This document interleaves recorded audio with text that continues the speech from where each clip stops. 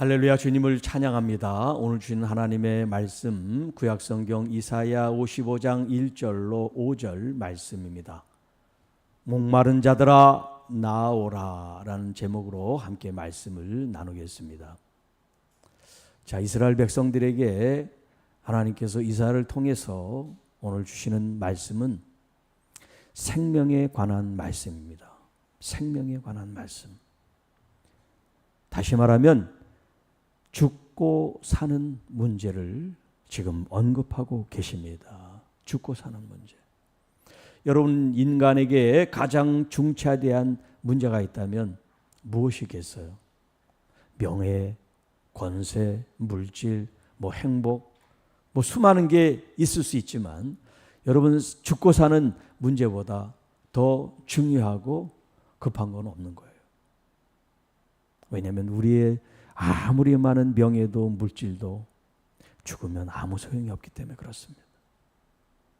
그런데 예수 그리스도 안에서의 우리의 삶이라고 하는 것은 단순히 이 세상에서만의 삶이 아니고 이 세상에서 그 삶은 영원한 삶까지 보장을 받는 삶이기 때문에 얼마나 중요한 이슈를 지금 다루고 있는지 몰라요. 자, 오라 감탄사예요. 지금 이제 앞으로 이야기할 그 이야기에 대해서 지금 미리 오라 감탄사로부터 시작을 합니다. 얼마나 지금 뒤에 이야기하는 것이 너무너무 중요한 일이기 때문에 먼저 오라 그런 감탄사를 표현하고서 이제 말씀을 시작합니다. 너희 모든 목마른 자들아. 여러분도 아마 목마르실 거예요. 육신적으로 목마른 얘기가 아니라 정신적으로 혹은 어떤 의지적으로 혹은 영적으로 그런 갈망들, 그런 소망들, 그런 걸 일으켜서 지금 그것을 추구하는 그 어떤 마음 그 상태, 그걸 갖다 목마르다라고 표현할 수가 있겠어요. 목마르다. 자, 여기 모든 목마른 자들. 사실 사람들마다 자기가 추구하는 가치와 철학과 이상이 다 같지 않잖아요. 정치를 하는 사람도 어떤 사람은 장애인에게, 어떤 사람은 소수 인권에, 어떤 사람은 교육에, 어떤 사람은 자기가 생각하고 추구하는 분야들이 있단 말이에요. 그게 이 세상에 정의를 이루는데 가장 가치 있다고 여기는 부분들이 있단 말이에요. 자, 그 모든 영역을 총망라해서 어떤 마음으로, 어떤 자세로, 어떤 의지로, 어느 방향으로, 어느 목적으로 가든지 모든 목마른 자들아, 그들이 지향해야 될 것은 한 곳이라는 거예요. 그게 뭐냐면 물로 나오라는 거예요. 물로 나오라. 자, 육신이 목마르면 물을 찾죠. 물을 찾아요. 달콤한 음료수, 탄산음료 이런 걸로 갈증이 해결되지 않습니다. 자, 그런데 여기 말하는 목마름은 육신의 목마름이 아니라고 했죠. 그러니까 이 물도 육신의 그 H2O 물이라는 그걸 얘기를 하는 게 아니에요. 여기 있는 이 물이라는 건 뭐를 말하냐면 생명을 말하는 거예요. 생명수. 생명. 왜 이스라엘 백성들에게 물이 생명이냐? 우리는 사실 물 귀한지 모르잖아요. 그냥 수도만 치면 물이 쫙 나오니까. 그런데 이스라엘은 그 사람들에게 물이라는 것은 너무나 중요한 생명의 공급원이랑 마찬가지예요. 자, 그 이스라엘 백성들에게 물, 육신으로 따져도 그 물이 너무나 귀하고 소중한 물이에요. 그런데 영적으로 하나님께서 그 이스라엘 백성들의 그 지질, 그 지형학적인 또 기후학적인 그런 여러 가지 상황들을 통해서 그 목마른 자에게 물이 얼마나 얼마나 갈급하고 필요하고 중요한가, 그걸 이스라엘 백성들이 누구나 다 알기 때문에 지금 이런 비유의 표현을 들어서 말하고 있습니다. 이 세상의 모든 목마른 자들, 무엇을 지향하고 무엇을 바라보고 무엇을 쫓는 자들이요, 그들에게 말씀합니다. 물로 나오라. 물로 나오라. 자기들이 원하는 것, 물질, 명예, 권세, 그 어떤 것이 자기들을 채워줄 수가 없다는 거예요. 무엇이 그들을 충족시키느냐? 생명의 근원 대신 이 생명수가 그들을 진정으로 목마름으로부터 해방시킨다고 말씀하고 있어요. 이 물이 뭐냐? 바로 하나님의 아들 예수 그리스도가 생명 되신단 말이에요. 그래서 예수님이 우리에게 내가 곧 진리요 길이요 생명이다. 주님이 생명이 되신단 말이에요. 생명. 자, 여기 돈 없는 자, 육신적으로 만약에 물이 피로하거나 아니면 어떤 자기의 목적과 소망을 달성하기 위해서 뭔가 대가 지불을 해야 된다면 그 대가 지불이 없으면 그 일을 이룰 수가 없겠죠. 무언가를 구입하고 무언가를 우리가 소득하기 위해서는 거기에 대가를 지불하는, 뭐 돈이든 어떤 것이든 대가 지불해야 만약에 받는다. 그러면 그 조건을 충족하지 못하면 그 사람은 영원히 그것을 가질 수가 없어요. 그런데 우리 주 예수 그리스도께서 이 땅에 우리에게 생명을 주시는 일에 대해서는 누구의 돈도 필요가 없는 거예요. 이것은 가난한 사람이나 재벌이나 물질의 문제가 아니기 때문에, 돈 없는 사람도 오라라고 하는 것은 뭐냐면, 부자들은 뭐 이미 말할 것도 없이 그들이 부를 가지고 있든 뭐 빈곤하든 그런 경제적인 조건이 아무런 의미가 없다는 거예요. 그게 조건이 되지 않는다는 거죠.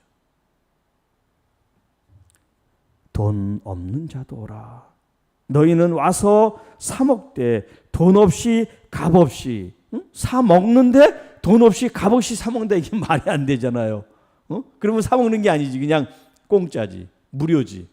그런데 사 먹되 이렇게 표현한단 말이에요. 사 먹되 돈 없이 값 없이 와서 포도주와 젖을 사라. 돈도 없이 값 없이 사 먹으라, 이게 조금 모순된 말 같습니다만, 자, 이게 모순된 말이 아니라 이게 무슨 말이냐면, 하나님의 이 생명, 이 구원을 얻는 일은 돈을 주고 살 수 있는 일이 아니란 말이에요. 그런데 왜 여기 사 먹으라, 또 포도주와 젖을 사라, 이런 표현을 썼느냐? 여기 산다는 것은 진짜 돈을 가지고 값을 지불하라는 그런 얘기가 아니에요. 왜냐하면 이미 돈 없이 값 없이 오라 그랬으니까. 수중에 돈이 없어요.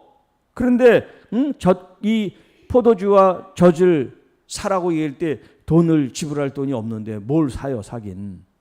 이게 무슨 말이냐면, 돈으로 사라는 게 아니에요.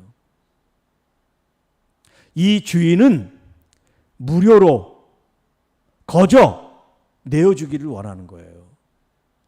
오는 사람이 내가 돈이 없으니까 저거를 못 사, 이거는 세상적인 생각이에요. 그러나 그것을 제공하는 사람, 이 포도주와 젖을 제공하는 사람은, 당신은 이미 대가를 지불하지 않아도 내가 대가를 지불했기 때문에 당신은 그냥 와서 이것을 가져가면 됩니다, 그 말이에요. 그것을 취하는 마음, 아, 저 사람이 내 대신 값을 지불했어. 그러니까 내가 그것을 돈을 직접 지불하지 않았지만 그 제공한 사람이 이미 값을 치르고 우리에게 나누어 주기 때문에 우리가 돈 없이 와서 사 먹는 거와 같단 말이에요. 대가가 지불되어 있는. 먹는 사람은 지불하지 않았지만 누군가가 그 대가를 지불했단 말이에요. 그래서 이것을 사라 이런 표현을 쓰고 있는 거예요. 진짜 돈으로 샀다는 뜻이 아니라 그 돈으로 지불한 그것을 내가 믿음으로 받아들이고 취하는 거, 그걸 사는 행위로 여기 표현을 한 거예요. 자, 2절입니다. 너희가 어찌하여 양식이 아닌 것을 위하여 은을 달아주며 배부르게 하지 못할 것을 위하여 수고하느냐. 자, 1절과 2절이 지금 내용의 이 상황이 좀 달라요.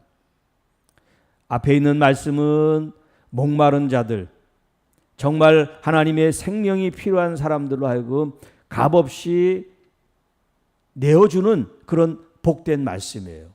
복음의 말씀이라면 여기 2절에 있는 이 말씀은 뭐냐면 지금 그 말씀을 듣고 있는 이 세상 사람들의 이 현실이 어떤지를 보여주고 있는 거예요. 어떤 사람들이 지금 위에 1절에 이 복된 하나님의 말씀을 듣고 있는 사람들인가에 대한 설명이 되겠습니다.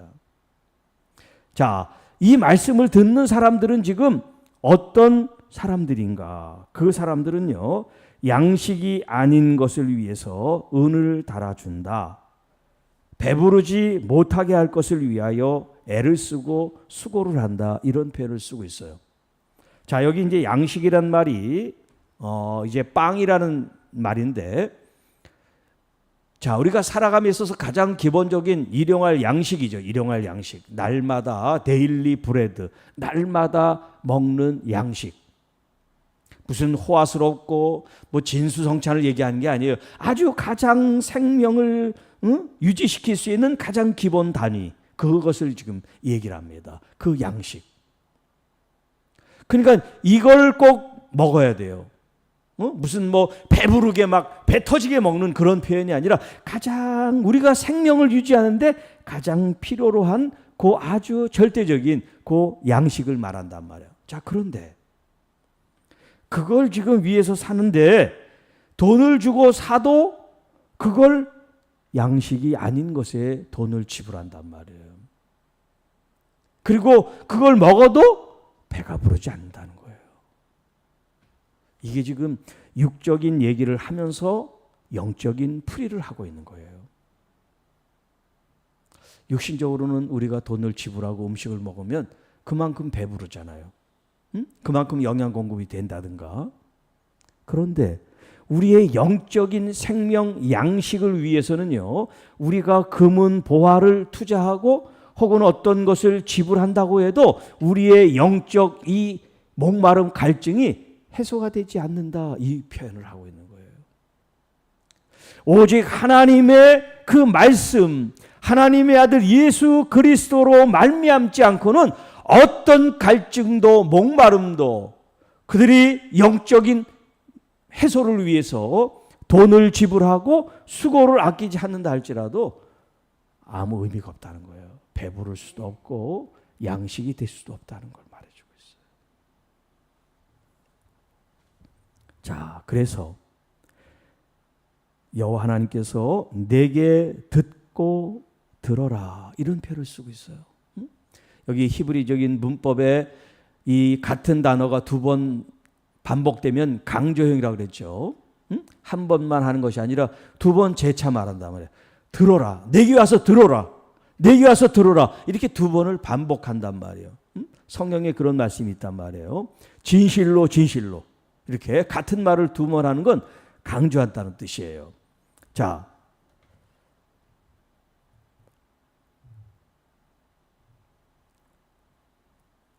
얼마나 세상 사람들이 하나님의 말씀에 귀를 기울이지 않고 자기 식대로 자기 뜻대로 살아가는지 이 말씀을 통해서 우리가 알겠죠. 하나님은 얼마나 내게 와서 들어라.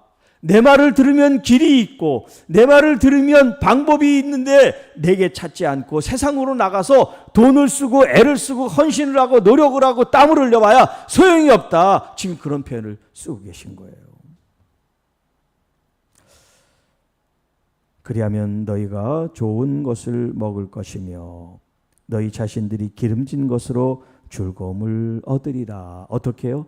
하나님에게 귀를 기울이면, 하나님에게 마음을 기울이면, 하나님에게 우리의 생각을 모으면, 이 세상에서 물질을 쓰고 또 권세를 찾고 또 자기의 어떤 소망과 소욕과 어떤 그런 갈망을 채우려고 애쓰고 수고했던 그 모든 것들이 소용이 없고, 우리의 근본적인 것을 채우시는 여호와 하나님, 그 하나님 앞에 나오는 자, 하나님의 말씀으로 나오는 그 사람에게 진짜 하나님이 기름지고 배부르고 풍성한 것을 허락해 주시마 약속하고 계세요. 얼마나 귀한 말씀인지 몰라요. 그런데 우리는 하나님 얘기보다 세상에 돈을 많이 투자하고 생각을 많이 하고 애를 쓰고 그런단 말이에요. 얼마나 어리석은지 몰라요. 그걸로 갈증이 해소되는 게 아닌데. 너희가 좋은 것을 먹을 것이며 기름진 것으로 즐거움을 얻게 된다. 진짜 행복은 하나님께 달려 있어요. 하나님 안에 있어요. 그 하나님께서 예수 그리스도를 우리에게 보내셔서 여러분들에게 참된 평안과 행복과 안식과 만족을 허락해 주신다고 말씀하고 계십니다. 자, 너희는 귀를 기울이고 내게로 나와 들으라. 지금 2절에서도 들으라 그런 말씀을 두 번씩 하셨는데 3절에서 다시 말씀하세요. 귀를 기울이고 들어라 라고 말씀하시는 게 아니라 귀를 기울이고 들어라. 귀를 기울이고 들어라. 얼마나 대충 건성으로 들으면 한 귀로 듣고 한 귀로 흘려보내니까 그렇게 듣지 말고 귀를 기울이고, 귀를 기울인 건 귀를 기운다는 뜻이 아니라 우리의 마음의 모든 초점을 주님께 둔다는 의미가 되겠습니다. 집중해서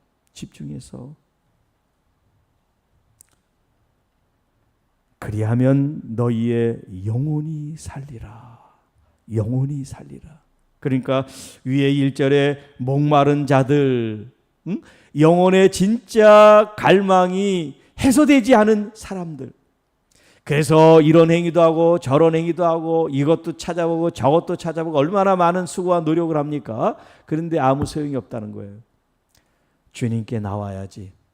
주님의 음성을 듣고 말씀을 들어야 진짜 내 영혼이 살게 된다라고 말씀하고 계십니다. 예수 그리스도 이외에는요, 어디에도 생명이 있을 수가 없어요. 예수 그리스도, 우리 주님 위에는 우리에게 생명을 주시는 그 대상이 없어요.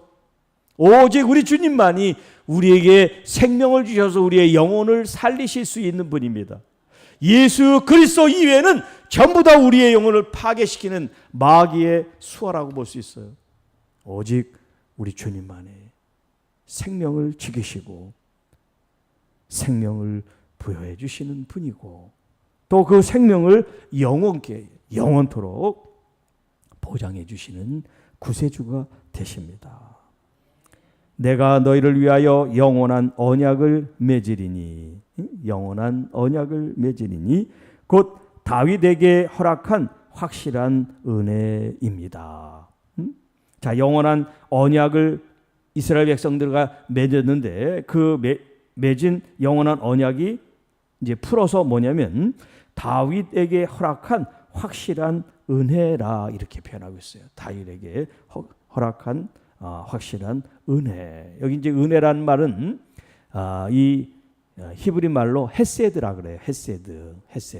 헤세드에는 사랑, 자비, 인자, 은혜 뭐 아주 참 많은 그런 단어의 의미들이 담겨 있어요. 헤세드. 하나님께서 다윗에게 확실한 헤세드, 은혜를 주셨단 말이에요. 그러니까 여러분 8명의 아들이 있는 가운데 막내로 태어난 이 다윗이 그 첫째, 둘째, 셋째 그 형들 틈바구니 속에 사실 이 막내는 별로 사람 대접을 받지 못했어요. 그래서 사무엘이 그 집에 하나님의 말씀을 가지고 그 다음에 기름 부어 왕이 될 사람을 뽑는 그 자리에 이 다윗은 초대조차 받지 않았어요. 아버지가 야, 형들이 양을 키우고 있는 거 네가 가서 돌봐. 응? 너는 집에 어신도 할 필요 없어. 너는 아무 상관없으니까 가. 예.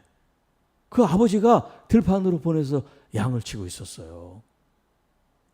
사무엘이 와서 첫째 아들, 둘째 아들, 셋째 아들 보는데 다들 정말 왕의 재질이 있는 것처럼 아주 준수하게 잘 생기고 또 멋있게 생긴 거예요. 하나님께 이 사무엘이 한 사람 한 사람 볼 때마다 급니까? 아니다. 급니까? 아니다. 그가 아니라는 거예요. 하나님이 원하신 그가 아니래요. 그러면 그가 누굽니까? 그랬더니 그가 누굽니까? 그래서 아버지한테 이제 이새한테 물어봐요. 여기 혹시 아들이 또 있냐? 있긴 있는데 걔는 별로 취급을 안 받습니다. 지금 저기 들판에서 양을 치고 있어요. 빨리 들어오라고. 그가 오지 않으면 내가 이 잔치에 참여하지 않겠다 그래요. 그래서 이제 종을 시켜가지고 그 다윗을 부르죠.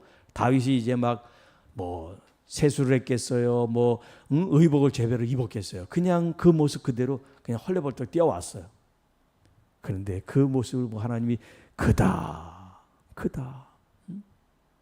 계속해서 급니까? 라고 물어봤지만 아니다 그랬단 말이에요. 그런데 다윗이 왔을 때 크다. 이 그다라고 하는 이 한마디가 뭐냐면 하나님의 은혜를 입은 거예요. 다윗이 무슨 특출해서가 아니라 하나님이 그 다윗에게 은혜를 베푸신 거예요. 헤세드를 베푸신 거예요. 그래서 자기 형들을 제치고 막내인 이 아들이 기름 부음을 받죠. 사무엘에게 기름 부음 받고 이스라엘 백성들에게 또 기름 부음 받고 3번의 기름 부음 받고서 왕이 돼요.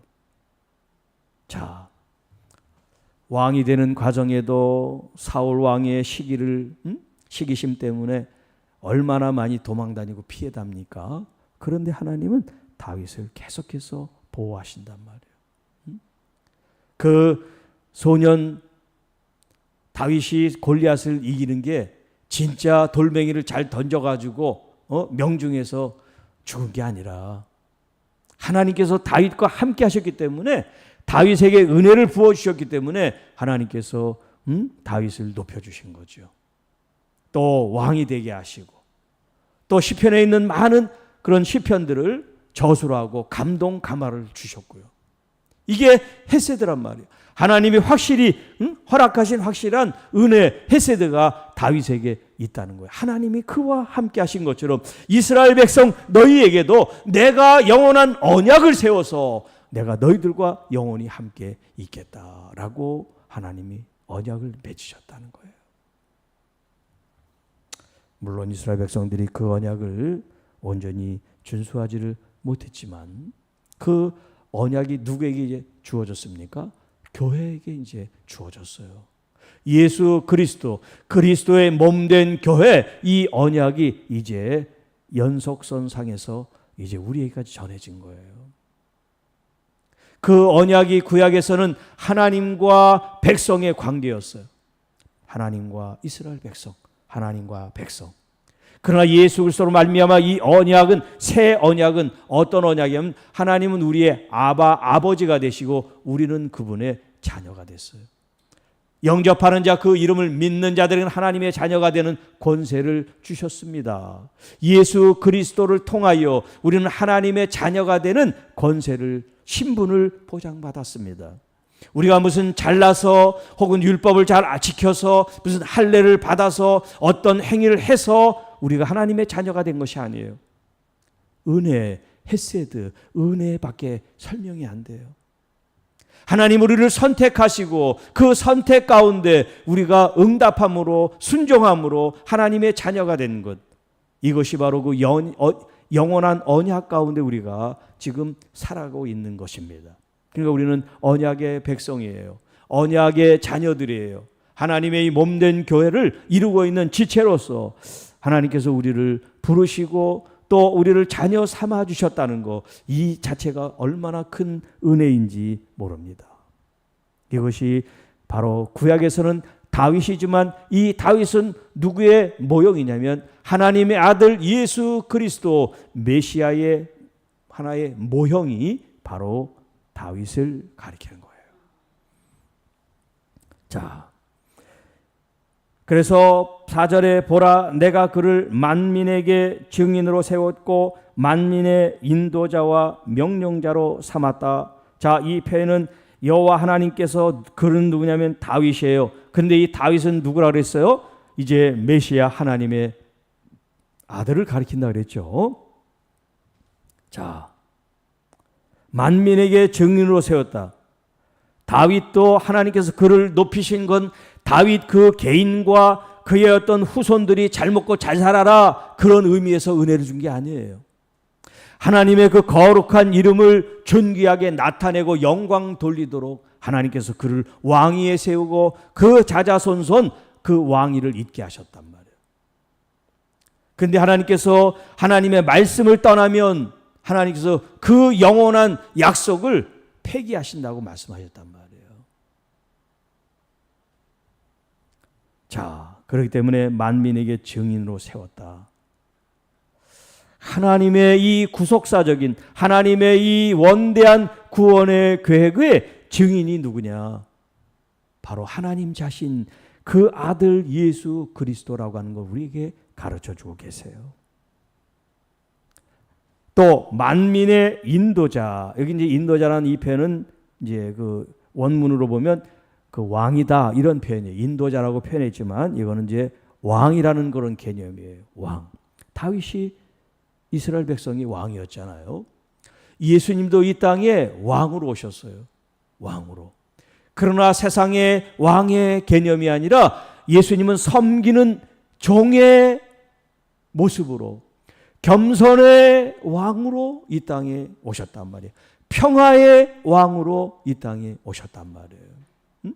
가장 낮은 곳으로부터 주님이 섬김으로 하나님의 이 왕권 인도자의 참 모습을 보여주신 거죠. 그리고 명령자라는 것은 하나님의 율법의 수호자 이런 뜻이 있어요. 명령자라고 하는 이런 표현이 아니라 하나님의 율법 말씀을 지키는 수호자 이런 뜻이에요. 자, 다윗도 하나님의 말씀을 지킴으로 말미암아 그 은혜를 유지할 수가 있었죠. 예수 그리스도께서도 하나님의 말씀, 그래서 예수님은 율법을 폐하러 온 자가 아니라 율법을 완성케 하기 위해서 오셨다 이런 표현을 썼단 말이에요. 다 이루었다라고 하는 예수님의 그 십자가에서의 마지막 말씀이 하나님의 말씀 그 율법을 온전히 성취하셨다라는 그런 의미거든요. 그렇기 때문에 여기에 명령자로 삼으셨다는 이 표현이 바로 율법의 수호자로 메시아 하나님의 아들이 이 땅에 오심을 미리 예언해 준 것입니다. 자, 마지막 5절입니다. 보라 내가 알지 못하는 나라를 내가 부를 것이며 너를 알지 못하는 나라가 내게로 달려올 것은 여호와 내 하나님 곧 이스라엘의 거룩하신 이로 말미암음이니라. 이는 그가 너를 영화롭게 하였느니라. 자, 여기 너는 1차적으로는 다윗을 가리키는 겁니다. 다윗. 자, 다윗이 왕이 됐지만 그가 나라를 어떻게 다스리고 이 나라가 어떻게 될 건지 그가 다 알고 왕이 된 게 아니에요. 그는 목자였어요. 목축의 전문가였는지 모르지만 그가 어떻게 한 나라를 경영하고 다스리는 왕이 됩니까? 무슨 공부를 해서 아니면 어떤 과정을 수료했기 때문에 왕이 된 거예요. 그런 게 없었어요. 그러나 하나님께 순종하고 나감으로 말미암아 하나님이 보여주시고 가르쳐주시고 이끌어주시고 인도해 주심으로 말미암아 이스라엘의 나라가 된 것이죠. 자, 이렇게 하나님께서 알지 못하는 나라를 또 알지 못하는 나라를 하나님께서 그에게 보여주시고 또 이스라엘 백성들로 하여금 그 나라에 헌신하게 하신다는 그런 표현을 쓰고 있습니다. 이는 그가 여호와 하나님께서 너를 영화롭게 하였습니다. 다윗은 곧 이스라엘을 가리키는 거고 이스라엘은 곧 교회를 의미하는데 이스라엘 백성들이 하나님의 은혜를 입은 것은 하나님께 영광을 돌리기 위해서란 말이에요. 교회가 부름을 받은 것은 하나님을 영화롭게 하기 위해서 우리가 부름을 받은 거예요. 이 땅에서 우리가 호의호식하고 성공하고 잘 되기 위해서 부름받은 것이 아니라 부름받은 우리들이 하나님의 말씀의 뜻을 잘 순종하여 받들므로 하나님께 영광을 돌리기 위해서, 그 하나님께 영광을 돌리는 게 뭐냐면 하나님께서 우리를 또한 영화롭게 하신다는 거예요. 하나님이 우리를 지켜주시는 거예요. 하나님이 우리를 보호하시는 거예요. 하나님께서 우리를 날마다 건강하게 평안하게 지켜주시고 은혜를 주시는 거, 이것을 가리켜 그가 너를 영화롭게 하였다, 이런 표현을 쓰고 있어요. 자, 지금 1절부터 5절까지 아주 짧은 본문이다만 이 말씀 속에서 하나님의 아들 예수 그리스도가 우리에게 얼마나 절대적인 가치인가. 예수님은 어떤 선택의 한 부분이 아니에요. 종교가 여럿이 있는데 그 중에 한 종교를 선택하니까 거기 예수님이 있는 그게 아닙니다. 그래서 이제 타 종교인이나 이런 무신론자 또 무교 종교가 없는 사람들이 기독교에 대해서 기독교는 굉장히 편협하고 독선적이다, 이런 표현을 써요. 왜냐하면 예수 그리스도 이외에는 구원이 없다, 이렇게 얘기하니까. 그들의 관점에서는 당연히 독선적이고 편협할 수밖에 없지만 우리는 편협해서가 아니고 독선적이어서가 아니고 이게 절대 진리이기 때문에 이거를 우리가 다르게 어떻게 표현할 수가 없어요. 뭐 종교 다원주의자처럼 어떤 종교든지 그 끝은 다 만난다. 불교에서 가든 회교에서 가든 어떤 종교에서 가도 천국 끝은 같으니까 니네 종교와 내 종교 이렇게 싸우지 말아라, 이렇게 얘기를 하잖아요. 그런데 하나님의 말씀 성경의 가치로 관점으로는요, 그게 전부 다 말장난이지 진실이 아니란 말이에요. 구원은 예수 그리스도 한 분으로만 가능하도록 하나님께서 정하셨단 말이에요. 그렇지 않으면 예수님이 뭐하러 십자가에 지십니까? 각자 종교대로 자기들이 열심히 신앙생활하면 다 만날 건데 예수님이 뭐하러 십자가를 지셔요? 그러면 십자가 지실 필요가 없지. 그건 십자가를 욕되게 하는 거예요. 다른 데도 구원이 있다고 말하는 사람들은 십자가를 모르는 사람들이에요. 예수님의 그 십자가를 통해서 이 땅에 구원을 주신 거예요. 구원의 길이 열린 거예요. 우리는 그 길을 만났고 또 은혜를 주셔서 그 길을 지금 걸어가고 있으니 얼마나 감사한 일이에요. 우리가 다른 종교나 다른 미신이나 다른 세계에 빠져 있지 않은 게 얼마나 감사한 일입니까, 이게. 에? 할렐루야. 예수 그리스도 안에서 우리가 부름받았다는 거, 이보다 더 놀라운 일은 없어요. 이 소식을 전하는 게 뭐냐? 복음 전도 아닙니까? 복음 전도. 근데 세상 사람들이 이 좋은 걸 알아듣지 못하니까 뭐 음료수라도 좀, 또 선물이라도 좀 주면서 마음을 열고 대화를 하고 그들이 예수 그리스도를 좀 받아들일 수 있도록 하려는 거 아니겠어요? 그 한 가지 일을 위해서도 우리가 기도해야 돼요. 하나님, 이 음료수를 받아 마시는 분, 이 전단지, 전도지를 받는 이 한 영혼이 마음 문이 열리고 우리 주님을 알 수 있도록 주님 그들의 마음을 만져주세요. 우리가 그런 아주 순수하고 그런 정성된 마음으로 기도함으로 전도해야 돼요. 사람이 많이 몰려오고 내가 하면 많은 사람들이 예수님을 믿게 되고 이런 기대를 먼저 하지 말고 한 영혼들이 정말 마음 문이 열려서 주님을 영접하고 만날 수 있도록, 그런 접촉점, 그런 계기가 마련될 수 있도록, 우리가 이 일을 지속적으로 할 수 있도록 하나님 우리에게 함께 힘을 주시고, 또 마음들이 모여서 하나님의 거룩한 이 일이 열매를 맺을 수 있도록 인도해 달라는 그런 아름다운 기도가 우리 모든 교우들의 기도가 되기를 간절히 바랍니다. 여러분 한 사람 한 사람들이 복음을 담고 간직하고 증거하고 증언하는 여러분들이 행복해야 돼요. 여러분들이 복음을 전하는데 짜증이 나고 뭔가 실증이 나고 억지로 하는 것 같으면 하지 않는 게 낫죠. 이 일은 누가 시켜서가 아니라 내가 받은 이 복음, 내가 누리는 이 복음 너무 감사해서 감격해서 누군가에게 이것을 전해주고 싶은 그 마음으로 나와 1시간이든 2시간이든 함께 하는 것이 의무가 있지 않습니까? 그럴 때 받아드는 사람 혹은 나를 보는 사람이 예수를 믿으면 저렇게 평안해지는구나, 예수를 믿는 사람 저렇게 아름다워 보이는구나, 그런 마음을 가질 수 있고 그렇게 주님을 알아갈 수 있으면 얼마나 좋을까요?